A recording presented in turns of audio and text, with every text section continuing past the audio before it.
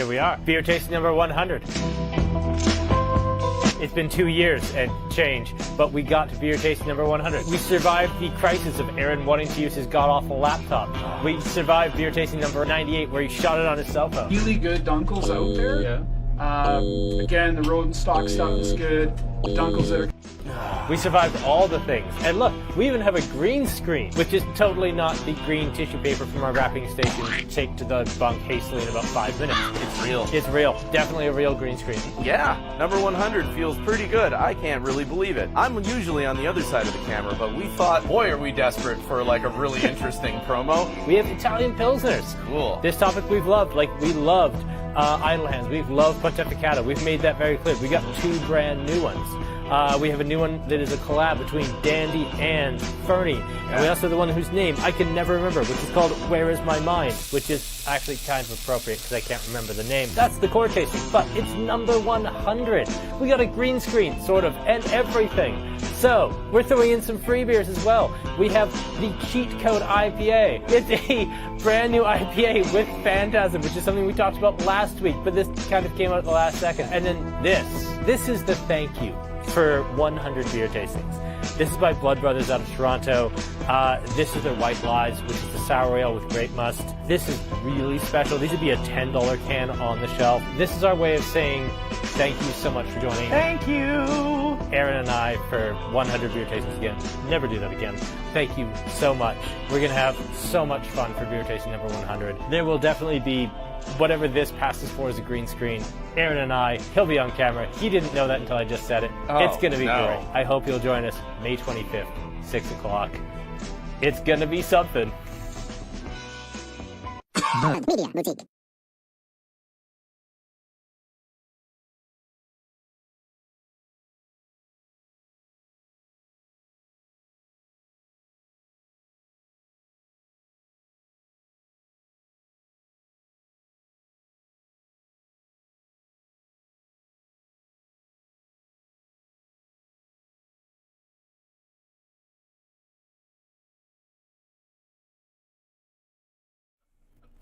I was showing my beers if that's... Oh, the beer stuff. Yeah. Okay, we're good. There we go. Who's ready for a beer tasting? We're going to do this thing. Us. There we go. All right, let's, oh good, everyone caught that on camera. I'm so glad. Thank you, Aaron. Yeah. Good start to beer tasting number 100 when I got the headphones input stuck in my pants because I went pee before the tasting. Hello, everyone. Welcome to beer tasting number 100. And if you've been through the last 99, you know the last 15 seconds have been pretty much par for the course. It's a very professional operation around here in absolutely no capacity. But we do have some fun stuff for you tonight. It's beer tasting number 100. We have 4 Italian Pilsners for you. And as our completely impartial judge, who in no way is going to judge all of these beers very harshly because they're not his, we have Jesse Hearing from 88, one of my favorite people. Hey, everybody. Hey, Jesse. We do have one of your beers as one of our bonus beers. We got the Cheat Code. Congratulations. It took you several years, but you finally made a beer I like better than Dial-Up. So, I know. Cheat Code. I heard Deb was telling me the other day. That's crazy. I can't believe we did it, but there we go. Here we are. So, Italian Pilsner. Got its start around Lake Como in Italy. It's a style that kind of started catching on. It was heavily promoted by the cats at Firestone Walker in the mid-2000s with their Pivo Pils. Here in Alberta, I think SYC was the first to market with their Pontificato. But now, you know, Dandy and Fernie have a brand new one. Dageraad and Establishment just did one. Annex has had Idle Hands, I think, since last summer. It started as a seasonal and moved to a year-round. And, of course, you folks don't really talk about it, but MTL, Monster Truck Light, has always been an Italian Pils. So let's dive into the Insieme here, collab between Fernie and Dandy, and let's talk some Italian Pils in generalities.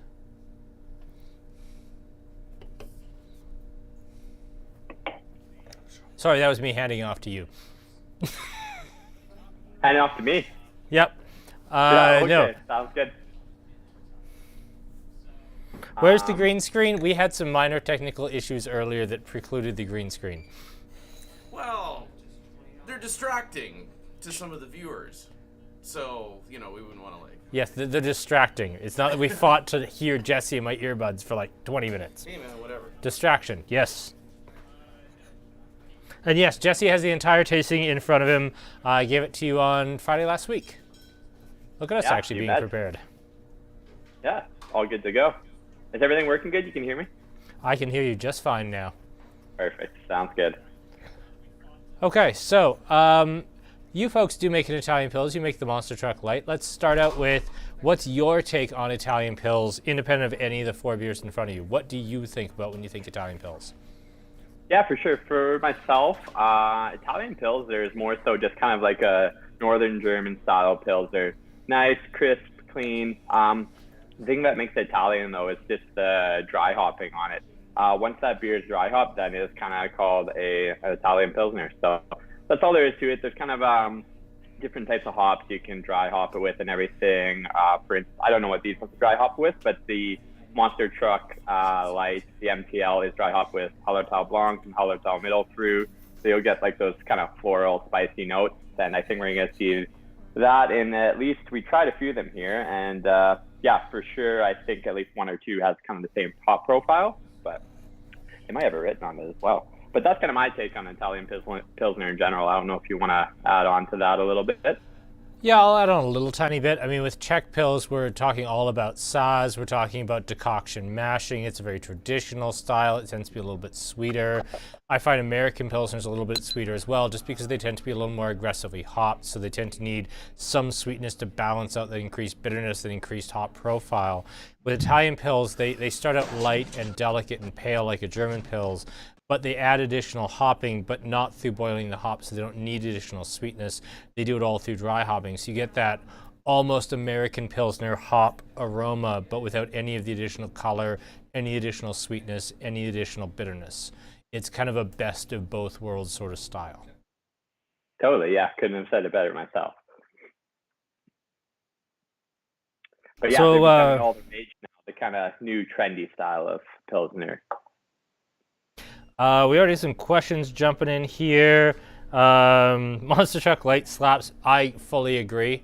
It's kind of funny. I was inviting Jesse to do this, and I was like, "Oh, when's 88 jumping on the Italian Pilsner bandwagon?" He's like, "Actually, MTL's always been an Italian Pilsner. We didn't put it on the can because we didn't think people knew what it was." Or you just put Pilsner on the can instead. We're like, it's easier. People know what a Pilsner is. Italian, though, a lot of those words, they scare people off and everything. Like Night Gallery used to call it NEIPA, and people are like, I don't know what that is. I don't want to drink it. Whereas it's a hazy pale ale, right? And people are like, yeah, I know those words. So I don't know. I have the opposite effect with like Troubled Monk, where I love the idea that they call it the Knights Who Say NEIPA, but it's made by Troubled Monk, so I don't want to drink it. Sorry, that was really mean. Fire here. Yeah, for the first beer, that was really cutting. Yeah. So Craig says, here, like, this is fire. Well, I didn't mean it to be that cutting, but it did seem perfectly inversed. Eric asks, anyone else surprised to see these 2 breweries collab? I kind of am a little bit. I mean, Fernie doesn't do a lot of collabs. Dandy does, but Fernie's not really been a brewery that does a ton of them. Yeah, I don't know what the relationship there is. I know that Dandy has a lot of great relationships around, like, around the country pretty much, right? They've been around a long time. They've done a lot of really cool collabs. So I'm not sure what sparked this one. I haven't chatted with them about it yet, but next time I run into those guys, I'll ask them. Might just be a kind of a friendship there or something. Sometimes that's how it starts. It's usually how it goes. You don't see a lot of collabs between brewers who can't stand each other, so. Yeah, exactly. I like how it says just contains barley. They don't have the ingredients on here. That's interesting. Yeah, they don't list the hops or anything. It just contains barley, which is probably the only legally required allergen they have to put on it. So. That's true. But yeah, maybe this means that Fernie's going to be trying some more experimental stuff. I will say, I think that replacing Lone Wolf IPA, which I did not enjoy, with Thunder Meadows was a big step up for them. I actually like Thunder Meadows just fine. Yeah, apparently I was actually just down in Fernie this weekend. I haven't tried it yet, but they just came out with Headwall, which is a New England IPA, I think. But the people in Fernie were actually like, oh, finally they made a good hazy or whatever, right? Because they had Finish Line, and I think I liked that one when it first came out, and then I got it a month or so ago when I was at one of the pubs, and I was like, this isn't like what I remember, which is surprising. I would have thought Fernie would have, consistency. They have a pretty big system, a pretty big facility there. So I don't know. Have you had Headwall yet? It must be. I've not. And I was gonna say, like, how many hazy IPAs do they need? And I realized I'm talking to 88, which on the shelf right now I have Wave Pool, Ring Pop, Night Gallery, Cheat Code. I don't think I have any Dial Up left, but let's just say Dial Up, and probably one I'm forgetting. But I mean, right now from them, I think I said Ring Pop, but really from Fernie right now, like, they've got Hit the Deck, which is they do them in cans, but I sell more draft.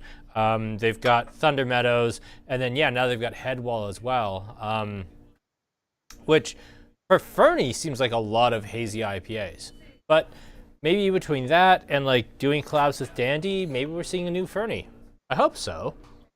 Yeah, no, I think you're right as well, because when I was down there probably 2 to 3 years ago, kind of go to the tap room and like, oh, do you have like any, it was summertime, like, oh, do you have a sour on right now? And they're kind of like, no, we don't brew sours, and we probably never will. And I was like, oh, really? And then, all of a sudden now I'm pretty sure I don't know if they have a core sour now, but they do. I don't make think quite they a few. do. Yeah, they do make quite a few. And I've had some of their sours I actually quite enjoyed. So. Yeah. All their beers are definitely agreeable, so nothing wrong with them. Chris asks, what sort of flavor notes would the dry hopping add? I would generally say that the dry hopping tends to add typical hop aroma and flavor, typically with more delicacy than you get from boiled hops, but without any of the bitterness translating into the beer. Now, you might know more than this than me, that there are certain flavors you can only get from hops when they're boiled rather than dry hopped, but I typically expect prettier, more floral, more delicate, perhaps more tea-like aromas from dry hopped beers rather than boiled hops. But feel free to jump in and contradict. I 100% agree with all that. That's mostly the way I describe MTL. Floral note, spicy, you get less spicy. Grape is another one, such as with Hopped Blanc. That's a very strong kind of grape aroma. Earthy notes as well, depending on the hop that you're using. But yeah, just with the dry hopping, you're not going to get much of that bitterness pulling through. Depends when you dry hop and everything like that. Or also depends on if in the boil, in the whirlpool, all this kind of changes exactly how much bitterness translates to how much, those floral, spicy, earthy aromas. Well, speaking of grapes, let's move on to Pontificato, because this is one where we got like almost like artificial grape, like purple Gatorade, purple Slurpee grape aromas and flavors on this, which was very fun. Now, Pontificato to me was the very first Italian Pils I ever had. It is still to this day our best-selling SYC beer, slightly ahead of the Clockout Lager and the Pineapple Fomo Sour. Their IPAs, oddly enough, do not sell that well. The Fjord and the Dankaroo sell well enough to keep a shelf spot, but not much better than that. So for us, SYC is very much a lager-focused brewery, and the Pontificato is certainly our best-selling beer from them. And I really you're like right. it. I do too. Yeah. Color count? Oh, yes, please. You'd get us some glasses. Even on the taste, I get a little bit that like grape, like purple grape, Slurpee grape, Gatorade grape, whatever you call it. I don't want to say it's like a Concord grape, and I don't want to say it dismissively in the sense of like, in a wine sense, saying something tastes Concordy is a bit dismissive because it's not a prestige wine grape by any means. But I think this actually has a real. We're not doing a wine tasting. So. Oh, we're not doing a wine tasting. So Concord grape to me isn't in any way a bad thing. I think it's actually a very pretty note. I don't know if saying it's like a candied grape is fair. It's certainly got some of that, but no, it is kind of candied grape. You're right. Sorry, I realize I'm very much falling behind on questions, everybody. Eric, Is Italian Pils a testament to the Alberta consumers being more educated? Alberta tends to go all in on things. Like, we're one of the 5 most educated PD Scotch markets on earth. So when, 88 wants to make 5 different hazy IPAs and expect everybody to know they're different, people are pretty good about knowing they're different. Yeah, it's funny you say that. We've talked about that before in our meetings. I'm kind of like, I think that we really try, at least we try as well, to do a good job of maybe differentiating those hazy IPAs. We don't want them to all be just a hazy, and then have no real difference, right? We'll make one with like some incognito hops. We'll make one with some spectrum. We'll make one that has a super soft water profile to it. When we get to cheat code, I'll kind of go over that one a little bit more. I won't ruin the fun yet, but that has another new ingredient, and that's super cool and actually lends a lot to the flavor and changes it up quite a bit compared to our others. So yeah, I mean, there's a lot of different things you can do with a hazy, and just for sales numbers wise as well, they're obviously the most popular beers. They are the most popular beer in Alberta right now, I'd say, at least from what we see. Just running through the questions. Chris, I've not had the new Dandy West Coast IPA. Jesse, have you? What's it called? Oh, I guess it's a question, so we might not be able to answer quick enough. I can't answer that very quickly, no. Are people restricting? I had their New England. I didn't have the West Coast. I had the New England though. But go ahead. Sean asked, are people restricting rankings of the first 4 beers? No, we'll just it's our 100th. We're not going to restrict anything. If you really think that you want to go like IPA Pilsner, Sour Pilsner, hair on you, man. If you can make those delineations, you go right ahead. Cool. You got to dial up off the single shelf today? Yes. Anyone else getting cheese? Yes, and you should. Pilsner should have a certain cheesy note to them. Yep. We'll get to that. We noticed that with, we shouldn't ruin it, but one of the next 2, that was actually one of the notes I said to Kyle before we started.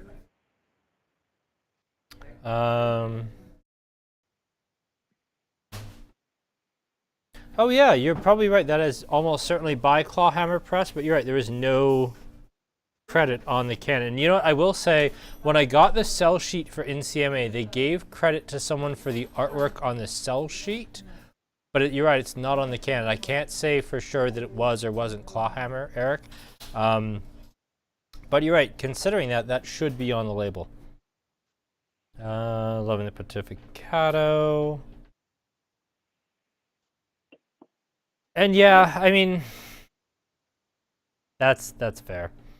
I don't love their IPAs compared to some of their other beers either. I actually like Fjord, but compared to like, if someone had a gun in my head and said, well, Wave Pool or Fjord, it'd be Wave Pool 100 times in 100. It would. Oh yeah, Terry's getting Bazooka bubblegum off this. Oh, that's I can good absolutely one. see that. Yeah.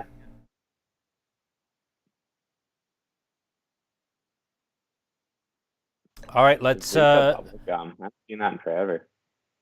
I haven't either. I see Double Bubble, which is now like a quarter or something, which is horrifying. But yeah, I still see it around on like 7-Eleven counters. Let's move on to the establishment Dageraad. Where's my mind? Now we saw a lot of establishment, like we saw a lot of 88. I'm drinking out of an establishment glass right now. Dageraad's always been a tough one for us. Like, I have a couple of customers who really love Dageraad. Hi, Mark. But other than like the 2 people who are super big Dageraad fans, it's a really tough sell for us. I don't think that has anything to do with the beer itself. I think the beer is delicious. I just don't know if Dageraad really has the presence here, or maybe when they first started, they were doing really, really traditional styles, and it was all like Belgian golden browns and that maybe that hurt them down here. But this, however, is absolutely delightful. We that's how we started too. We kind of wanted to be more of a Belgian focused brewery and everything, and then we're like, people in Alberta don't really drink a lot of Belgian beers. Like, they do, but not as kind of your core go and pick up every day before a party or something like that kind of beer. So we had to pivot pretty quickly, and I think maybe that's why Dagger has some issues, because I know they are more kind of Belgian focused. I still remember the first time I was at it, you're like, really, Kyle? You sure you don't want any cassette? I'm like, yeah, I'm pretty sure, Jesse. Thanks so much, though. But I'll have another hologram, though, thanks. The cassette is the beer nerds beer, though. Like, it was so funny. When we brewed it again, like a year or so after we discontinued it, the beer nerds would come in and be like, oh, yeah, cassette. I like this. A Belgian table beer? Oh, my favorite style. And I was like, come on, you got to be kidding me right now. But it's funny. So, I mean, that's like any Belgian beer, though. A lot of beer nerds really like them and everything like that. And it was a good beer, but hey, it's hard to sell. It was a wonderful beer that I enjoyed to drink but didn't want to sell. Mm-hmm, mm-hmm. I get it. Where is Dageraad? They're in BC somewhere. Vancouver. Vancouver? Okay. But yeah, so this Where Is My Mind Pilsner is a collab between Establishment and Dageraad, so. And yeah, this beer, even though it's really not any darker than the other two, this is much maltier. And I'm wondering if this is maybe that Establishment is using German or European Pils malt rather than North American. Yeah, I was about to say way like grainier tasting, a little bit almost vegetal, kind of grassy tasting to me, but definitely probably from the malt bill, I would say. Now,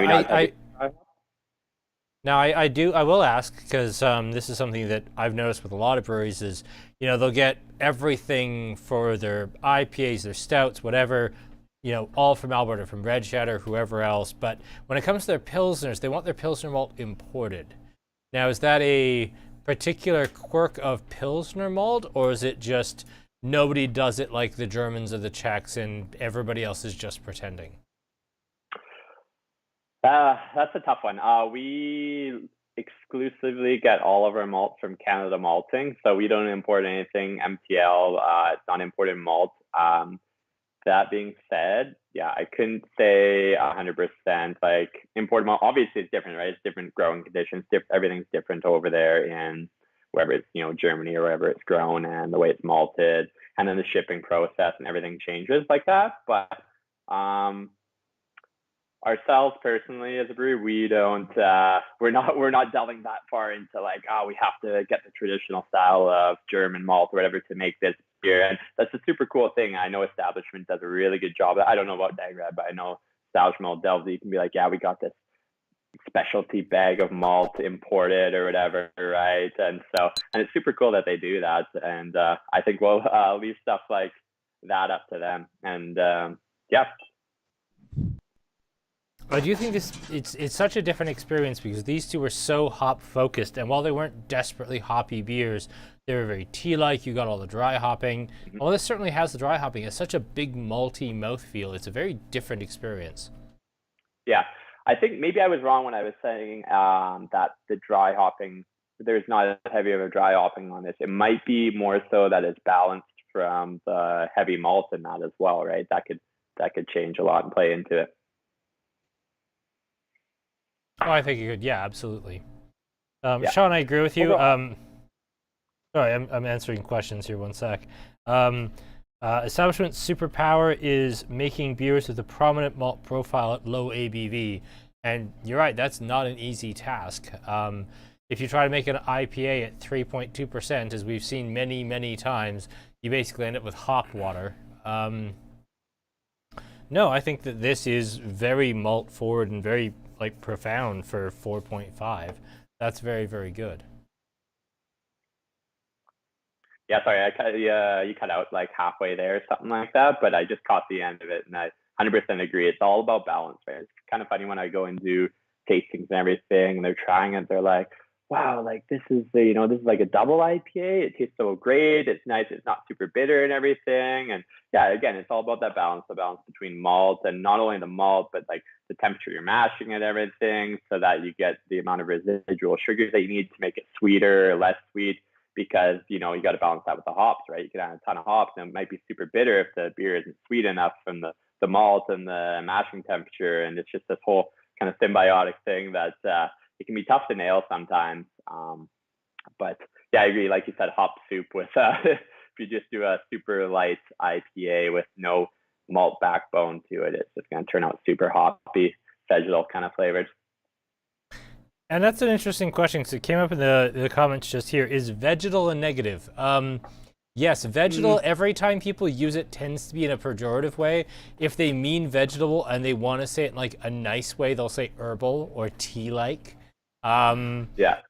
Generally speaking, vegetal means vegetable aromas or flavors, but they don't work. If they're going to say, yeah, this tastes like broccoli, but it totally works, they'll say like green or herbal or something like that. It's the exact same flavor, and I think that the differentiation is whether the person tasting it thinks it works or not.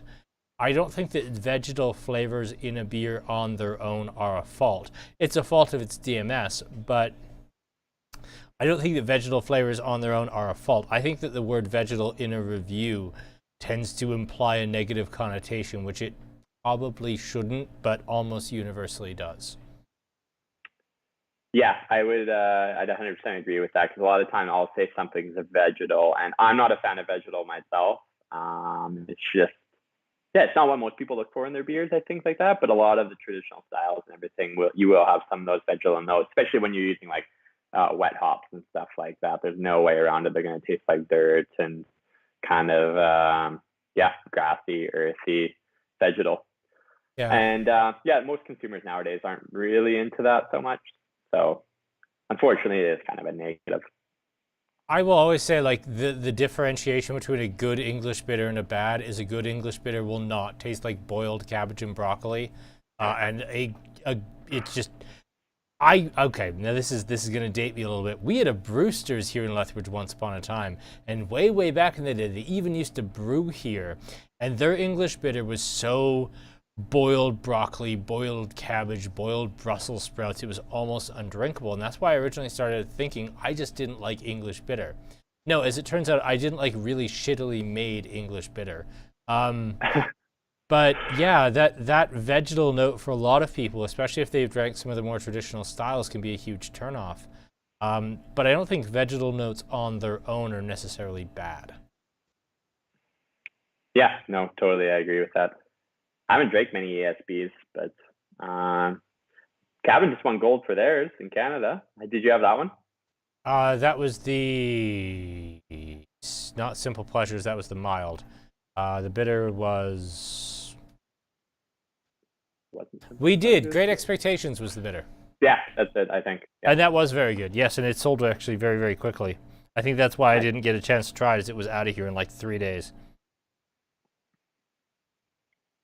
Is the Boulder malt off style? Now that's an interesting question. I think for Italian Pils, it might be. I would say if we were talking about a Czech Pils or an American Pils, that bigger malt backbone would be right on style. And I think we're going to see it again with the Idle Hands here. I think you want a slightly paler, slightly lighter touch with the Italian Pilsners to really let that dry hop show through. So yeah, as much as we appreciate the big malt here, it might be slightly off style.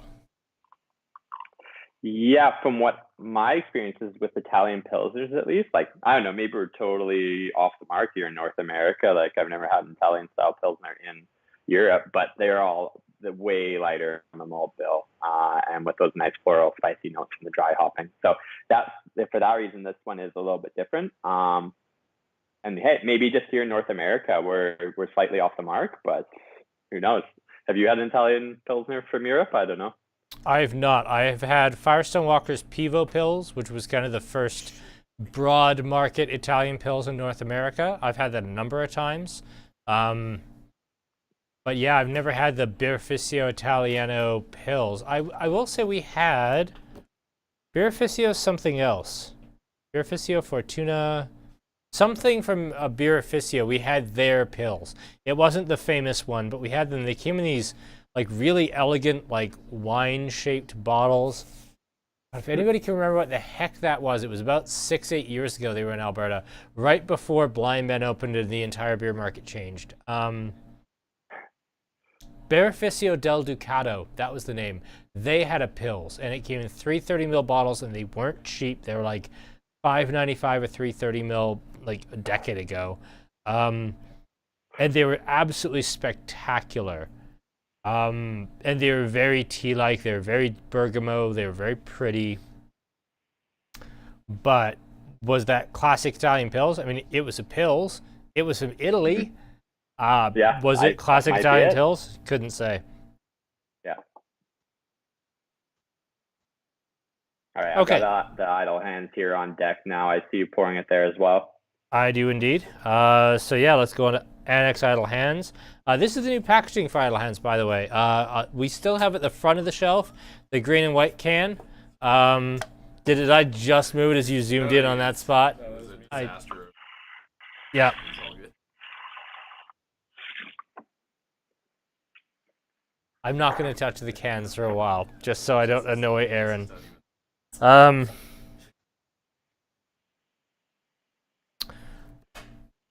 So is the So this bowl? was Yeah. I just go rinse my glass because I wasn't too sure on. I thought I felt something else, and then it kind of changed up here. Oh. Yeah, I think this is the most hop forward of the four. Like, this is big.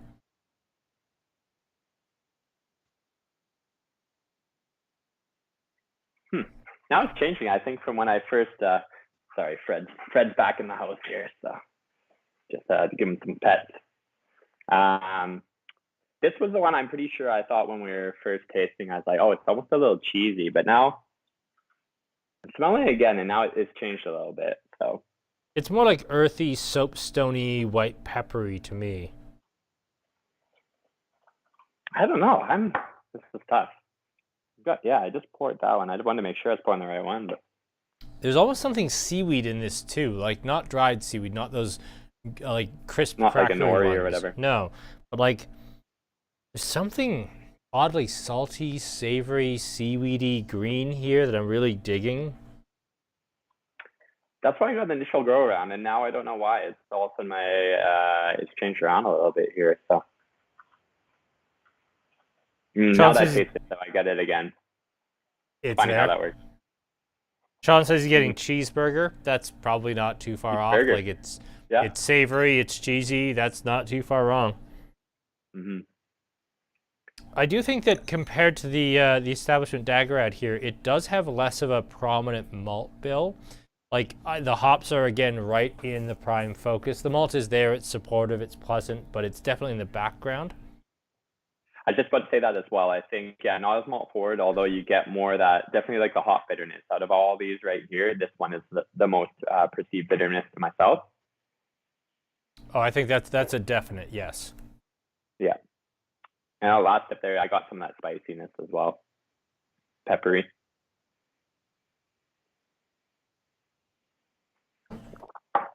I haven't a clue on how to. I've had idle hands a few times here, and now up against everything else, I'm kind of more leaning a bit back to what we were talking about before there with the little bit of the lighter malt bill, the more delicate dry hopping. This one's just it's got a little bit too much. It reminds me of when we first started making MTL, and it was just like, it was a little bit too bitter, had a little bit too much heavy on the hopping here. Oh, it's a little bit higher ABV as well, actually. This one's 5.3. It is a little higher, yeah, I noticed that too. It's kind of the whole style turned up to 11.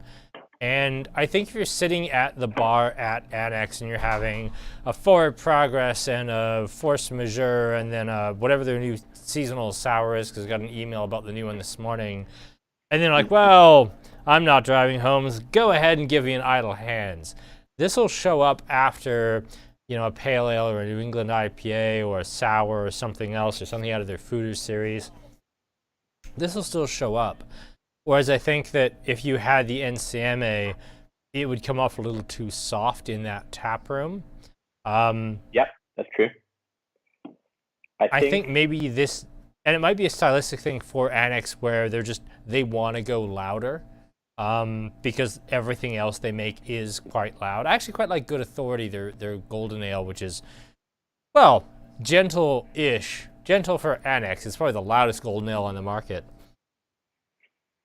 Yeah, I haven't had the Good Authority in a while. I was just thinking that when I was looking at this, like, it really reminds me of early MTL, because we sent MTL to the lab, and it was a little bit too high in ABV. It was a little bit too high in bitterness, and that's kind of what. And you know what? Maybe they're going for it. They're a little bit more blatant about. It's 5.3%, right? Whereas ours was 4.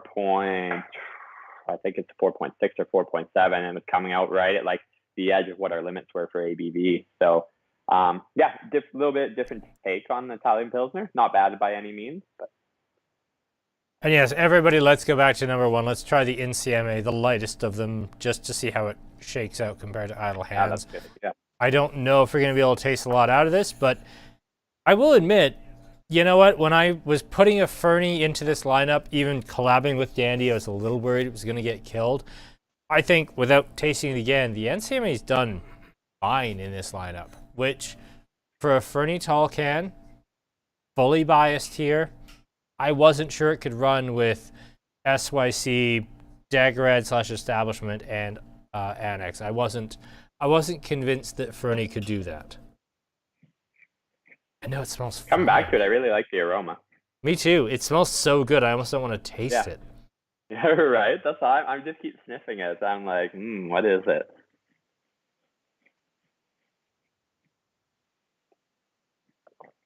Oh, and that's Coming back to it, it's just like it's got nothing going on. It's kind of like flat almost. a little bit, but the nose is still there. And again, it's going to be, it's lower alcohol than the others. It's got less residual bitterness. It's got whatever else, but it's still pretty in the nose.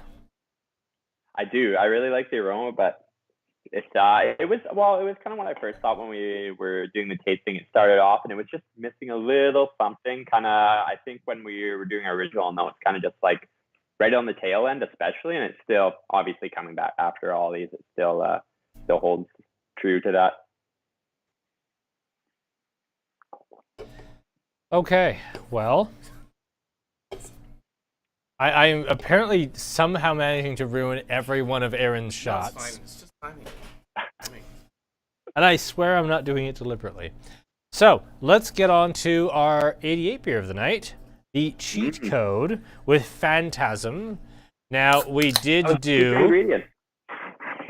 we did a talk about Phantasm, actually using dial-up. We talked about Phantasm and thiols and some of the new brewing techniques and incognito and cryo and everything else. 2 weeks ago, we did a talk about those sorts of things, and we did like the Annex book learning, we did dial-up, we did 2 others that don't immediately come to mind. Can't remember exactly what we did, but yeah, we talked about Phantasm and how much it was like a really cool idea, and it was contributing so much to like the brewing industry right now. And I don't know why, but this reminds me of the first dial-up in such a profound way. This is really fun. I'm gonna hopefully we'll put some book learnings on you here. It sounds like you got everyone all learned up though, so that's good. They're all familiar with Phantasm. I had a feeling after when I was kind of like reading a little bit more, I had the kind of knew what Phantasm was, the basic idea of it, but I wanted to look a little bit more into it and kind of see what made it what it is. And I was like, I understand why Kyle probably really likes this beer. After you said it was your favorite beer now. So I guess we can get into it here. And hopefully you learned a couple weeks ago, if anyone tuned in a couple weeks ago there, if we have some, I think there's people that tune into every one here. It's derived from a Nelson Sauvignon grape, particularly from the Marlborough region, actually, of New Zealand. So I guess that region kind of, whatever the grape for some reason is the grape that you want. It only is grown in the Marlborough region of New Zealand. They take that Nelson Sav grape, they take the grape skin from it, they then dry it out, mash it up into this powder, and then we particularly added it to our whirlpool. It can be added to the whirlpool, or it can be added to the dry hop a little bit later on. But it sounds like Kyle kind of went over it's thiols, right? Is it thiols or thiols? I actually don't know how to pronounce it. I say thiols, and your thiols, beer side is showing, and your lack of wine side is showing. It's Sauvignon Blanc, not Nelson Sauvin. But yeah, it's a particular clone of Sauvignon Blanc that's relatively unique to New Zealand. It's not a French clone. It's a clone of Sauvignon Blanc that was developed for the Marlborough region in the 1970s, and then further refined in the 2000s to be incredibly thiol rich, because these exact same compounds create that kind of Kim Crawford Sauvignon Blanc nose that we all appreciate to a point. There you go. I was. Yeah, go ahead. And that particular clone is really only grown in New Zealand because it needs very, very particular conditions. But yes, that high thiol concentration, well, I say high thiol concentration. Thiols aren't found in the skins or the flesh or the juice or the sugars, the stems. The thiols develop from thiol precursors that are common in the grape. Thiols only develop during fermentation and only during particular fermentation conditions. It's only this particular grape that has high concentrations of thiol precursors. If you fuck it up with fermentation, you still fuck it up. You don't get them. But yeah, this particular grape is very, very well known to give you lots of thiol precursors. But I'm sure, as you'll soon explain, like your fermentation conditions with Phantasm have to be like super precise.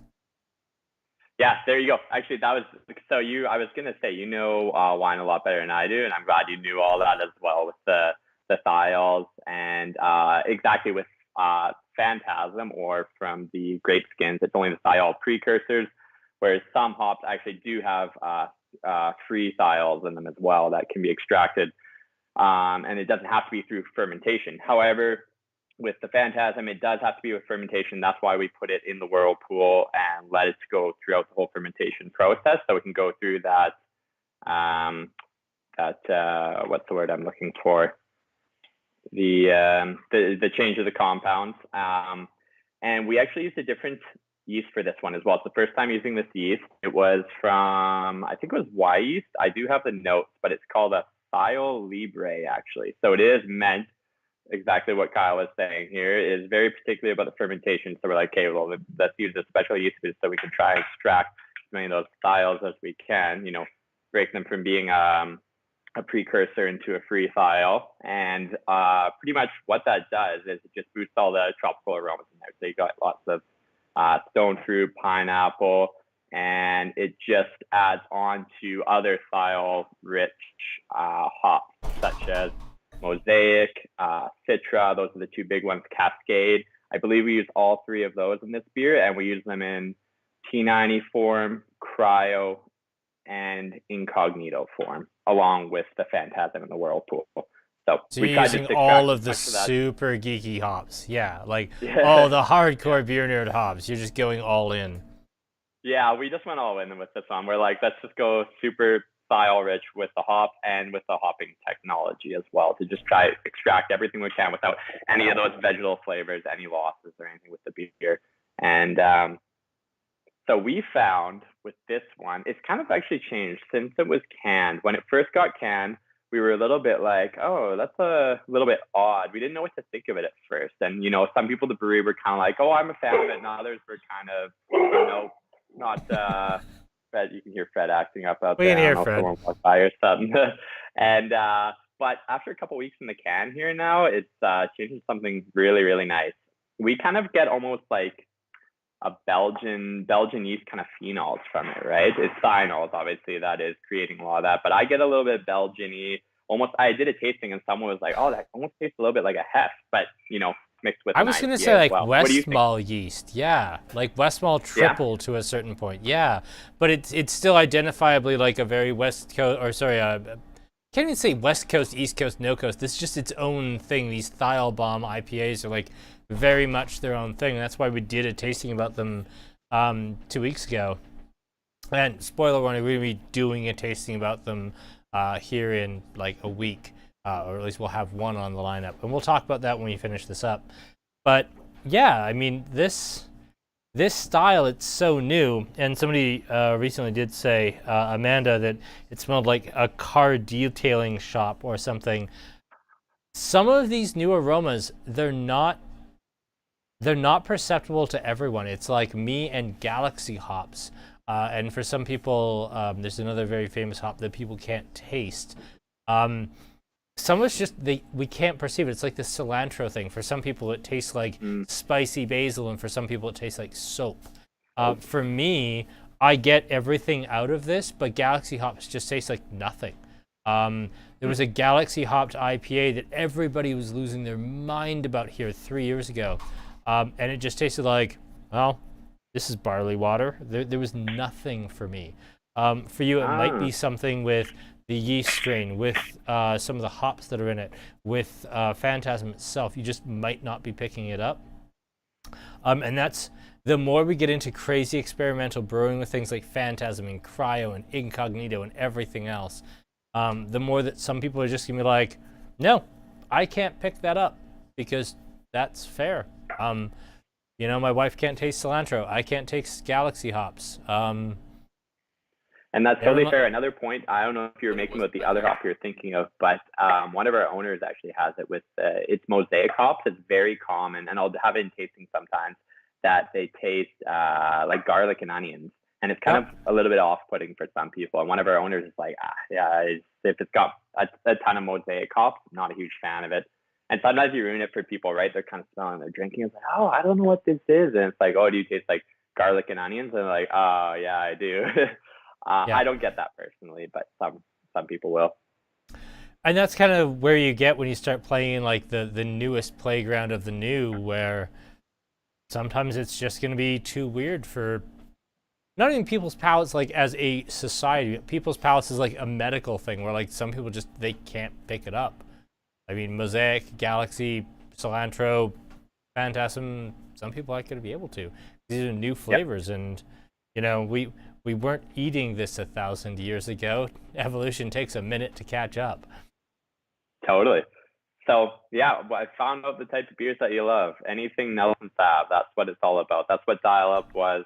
That's what, well, this beer has the same kind of finals. So that's what you're into. What about for wine? Is that what you're into as well? I do like me a good Sauvignon Blanc. I really do. But my stock in trade, which is also a very thiol-rich wine, is Riesling. In terms of thiols, really? Like where we're getting all the thiol concentrates for Phantasm is out of New Zealand Sauvignon Blanc. But other than Sauvignon Blanc, the second grape that's very high in thiol precursors is German Riesling, and that's like my whole jam is German Riesling. So yeah, this flavor profile is kind of brand new, but also kind of a comfortable old friend that I've been living with for the last 2 decades. Yeah.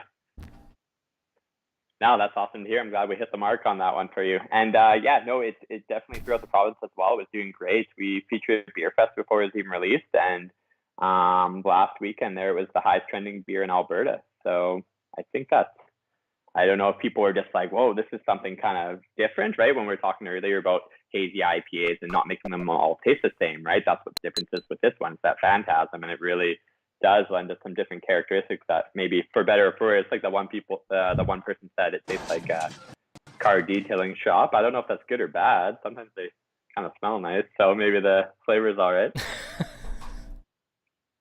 I mean, it's one of those places that always smells good. It's maybe not what I want my beer to smell like, but those places always smell good. They smell very clean. Yeah. There you go. And yeah, I mean, I think it was pretty well received. That one sold out super quick. It's all gone direct and connect. I only have a few cans left at the brewery, so we took 3 flats from you on Friday, and we also got like your last 30-liter keg for the growler station. So you can get growlers of this, and you should, because this freaking rules. To anyone in Lethbridge, I'm pretty sure, you're probably one of the only places that has it. Well, there's one other place that has it on draft, but Jeff? Yeah. Yeah. Jeff at OJ's West. We like Jeff. We can plug his bar if he has Chico, Because I'll be honest, like when I'm done here and we take down the camera gear, I'm probably just gonna go over there and have dinner. So, you know. There you go, right? So if you want some of this on draft, just head down to OJ's West. All right, well let's crack into beer number 6 here. This is the one that let's be fair. If I was selling this on the shelf, this would be a $10 can. This is like more expensive than probably the 5 other beers combined. This is kind of why we're losing money on the tasting, but I really don't care. As I did mention, I really love Riesling, and this is Blood Brothers out of Toronto. These guys are very much like this the super hipster brewery. Like there's an arrow on an alley wall that just says beer, and you kind of go down this narrow alley to this like back alley storefront and go inside, and there's like a tap room sort of and a beer selling counter. This is their White Lies, their sour ale with Riesling. And oh dear God, that rules.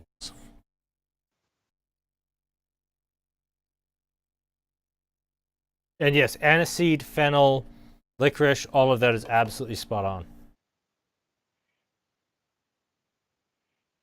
Yeah, you cut out there for a few seconds, but I'm just That kind of getting happens. caught up to speed here. All good. So, White Lies, sour ale with Riesling. I think it's really cool. Have you had a lot of Blood Brothers before? Is this your first Blood? This can't be your first Blood Brothers beer. They're kind of a Yeah, reference I've brewery. had a few different beers from them, and they pretty much nail everything that they do. So I'm looking forward to this one. Ooh. Fred is just going off tonight. Oh yeah, he's all hyped up. He's had his dinner. He's ready to go now. We'll have to almost put him in the garage here. We'll see. He's being all right. He's being fine. Yeah, we're not worried. He doesn't like people talking on the phone for some reason, right? Morgan and I can be chatting with each other all night, and if one of us answers the phone, he's just on alert. I don't understand how he knows. So, but Craig, I don't know if that's a sick leaf spurn, but it's pretty good. Oh, and I like this. Sours for me are so much about balance. Like, there's so many really cool sour ideas that they don't always work. They tend to be very top heavy with too much hopping, or they have way too much fruit, or they're very boozy, or they're very aggressively sour. Sour ales, to me, they need a particular balance. Like, I want enough flavorness to carry off the tartness, but enough tartness that, they don't end up being just top heavy and weird, and they need to be clean and refreshing, so I need another sip. This does both of those admirably. I agree. I was just about to say, I was just having a few sips of it. I was kind of like trying to figure it out and thought what I think of it. I really like it just in general, but just delving into it a little bit more, it's like it's got a little bit of sweetness to balance the sourness, so that you're not like kind of puckering your lips or it's like stripping the enamel off your teeth or anything. So I like it for that point. And then in terms of the flavor as well, I get like, I'm not sure if you described it as Riesling, but that's more so I think because of the sweetness that sourness is balanced with. It just has white wine blend on it, so I'm not 100% sure. Their own website says Riesling. Oh, the Riesling can says, actually. yeah. Okay. Yep. And that's what I would say. Yeah. As my not very extensive wine knowledge goes, that's kind of what it reminded me of. Well, I can't remember the tasting notes for El Dorado off the top of my head, so why don't you contribute that side? Oh, El Dorado. It is in Wave Pool. So again, it's just along the kind of stone fruit tropical aroma line. Just goes along good with Citra, Amarillo, Cascade. That's kind of the trifecta. Well, again, with the fourth one there, El Dorado. So yeah, it's one staples in the brewery. Yakima Valley style hop. Now, I don't have a question for the comments, but now I'm curious. When you say Yakima Valley style hop, what do you mean? Oh, the Yakima Valley is a growing region down in the Yakima Valley of Washington and You don't say. Washington, Oregon. And yeah, exactly. Oh, there you go. That's all there is to it. I guess just all the. But I mean, like, what's when you say it's in that style? What do you mean that this is in the Yakima Valley style? What is the Yakima Valley style? Oh, okay, yeah. Most of them are kind of what we attribute to like an East Coast style of beer, like a New England style of beer, either pale ale or hazy. Very, very tropical forward, stone fruit. Sometimes you get pineapple out of them, but that's pretty much how all of them are. Just the growing conditions and everything. The hops have been bred in that region, and they've kind of done this crossbreeding and everything, and perfected that. For the most part, from the Yakima Valley is what all of your hazy beers and everything, they use those style of hops. Like I was saying earlier there, the Amarillo, Citra, Cascade, El Dorado. Galaxy is actually Australian, but that is another very common one for hazes as well. Yeah, all grown in that Yakima Valley, just south of the border from here. And it's kind of like, it's not like interior BC. It's a little bit different than that. It's not as deserty. It's a little bit more humid, I'd say. But that's when I say East Coast style hop, it actually is more so on the West Coast West Coast of the U.S. Yeah, Chris says this is like what a mimosa was meant to be. Like, this is like a mimosa with half a shot of mezcal in it. which would make a mimosa much better. And yeah, like this has got some of those pretty delicate notes. It's got some of the richness. It's got the nice like fruity, creamy sweetness in the mid-mouth. This is fun for like a little tiny brewery project that a lot of people out here don't drink very often because the cans are very expensive. Blood Brothers is kind of like a in the industry sort of thing. Like everybody I talk to in the biz knows what Blood Brothers is. Most customers I talk to is like, oh yeah, we're thinking about bringing in some Blood Brothers. What's that? Well, we don't talk about it on the channel because it's way too much money. Hey, welcome to our Blood Brothers tasting. It's 2 beers. Like, Yeah, exactly. Blood Brothers is just one of those crazy things. Yeah, I mean, they nail all their beers and they do a great job. And like, yeah, they're one of those super hype and everything. One thing I've noticed that I asked other people at the brewery as well, I'm like, what's with these? I don't know if you can answer this at all, but what's with the short label stickers on the tall cans? I don't know what that's all about, but they're doing that with all their beers now. I don't know if it's some kind of new trend or something like that, but I think it's literally just that their stuff sells out so fast that they just buy plain silver cans and shove labels on them, and that's just it. It doesn't matter. Their market just, oh, it's Blood Brothers, I'll buy it. I mean, yeah. I don't want to like put words in your mouth, but to a certain point, I think when you release a new seasonal, you're like, okay, even if we cocked this up, we're gonna sell a third out the door because it's our new beer. And yeah, I think with Blood Brothers, to a point, it doesn't matter their label, where people will be like, okay, it's Blood Brothers, it's going to be good, we're going to get this much sell-through. To a certain point, the label doesn't matter. Yeah, pretty much. I would agree with that. But further to that, I would also add the style plays a huge part of it. We do get that. We have a new beer release. We let everyone know. And, you know, if it's, let me think back to the couple releases there.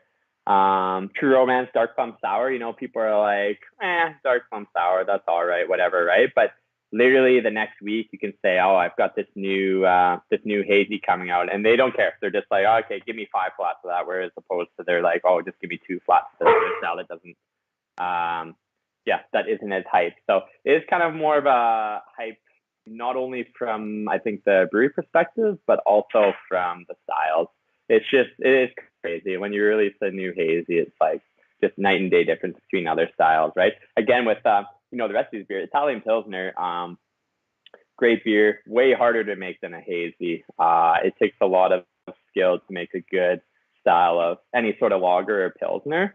And whereas hazy can have a lot of defects and everything. With them, you can mask a lot of stuff with the hops. So it's unfortunate when you, you know, if you release a Pilsner and then it's only like, it's just a Pilsner, just give me, you know, a flat or 2 here. Whereas the hazies, it's just right away when they see it's a hazy, they're just like, yeah, you can sell it super quick. Which is, I mean, okay, let's be fair. I bought really heavy on Cheat Code and Dial Up because those were the last 2 hazies, but I do try to buy heavy on the others to a point. But yeah, when somebody comes like, here's our new like Doppelbock, it's like, oh good, I can't wait for that to hit the clearance section. Yeah, that's the thing. Like, you know, I love beer. I love talking about beer. I love hanging out with like you and talking about beer and doing tastings and everything else. I love Doppelbock. I'm shocked how much far Doppelbock I've actually sold. But really, if you were like, hey, yeah, we're bringing out a new Doppelbock, I'd really pretend to be interested for your sake, and then, you know. Yeah. You're like, cool, Jesse, I'll get a flat of that or 2 maybe, and I'll sit around for a little while. And yeah, I know, and you know, there's a few breweries around the province that do a really good job beers like that. That being said, one I just visited for the first time a few weeks ago, they've always been open a month or 2 actually. It was Pale Gunner, and they do an amazing job with those beers, and we kind of leave that up to them because like they do such a great job. Everyone knows it, and you know, there's not a ton of room on the shelves for those style of beers as well. So, and again, talking about Blake, he's the brewer for Tail Gunner there. When you were talking about decoctions and stuff like that earlier, it's like we would never touch that stuff while brewing. We're just like, it's not silly, but in our mind, we're like, with our modern malt here in Canada, we're like, you don't need to do stuff like that. Like we're not that style of brewery.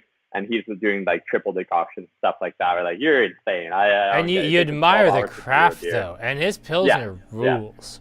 Yeah. Oh yeah, totally. Like I would say, like their lagers and pilsners are the best in province, right? So I will give them Oh, I wouldn't that. argue And that. No, it's absolutely fantastic. I love part-time model by establishment. I think it's my favorite pilsner in Alberta. It's not technically as good a pilsner as Tail Gunner's year-round pills, which is just spectacular. yeah, no, 100% agree. So, but Awesome. yeah. Well, I think we are at our 1 hour mark.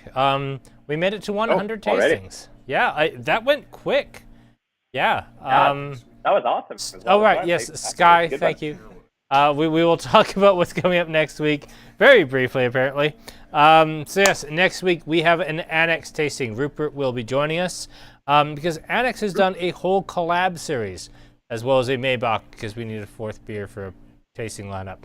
But they've collabed with 33 Acres for a Mango Habanero Sour. They've collabed with Nickel Vineyards for a Sour Saison with wine extract? Yes, with a wine extract. And then finally, they have collabed with Two Crows for a triple IPA with Phantasm. So we'll be going through all of those next week. Jesse, thank you so much for joining us. This was so much fun.